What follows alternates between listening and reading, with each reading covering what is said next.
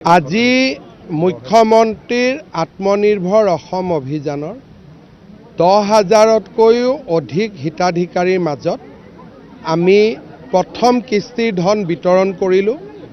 প্ৰথম কিস্তিৰ ধন ৭৫,000 টকা।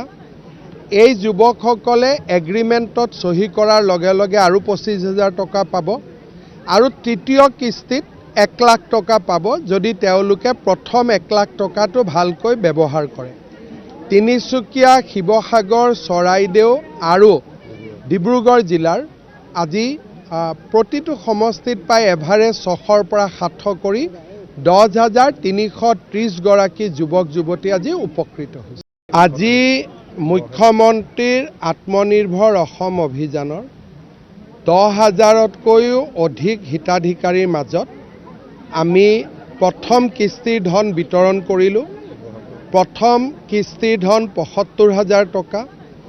এই যুৱকসকলে এগ্ৰিমেণ্টত চহী কৰাৰ লগে লগে আৰু 25,000 টকা পাব আৰু তৃতীয় কিস্তিত 1 লাখ টকা পাব যদি তেওঁলোকে প্ৰথম 1 লাখ টকাটো ভালকৈ ব্যৱহাৰ কৰে।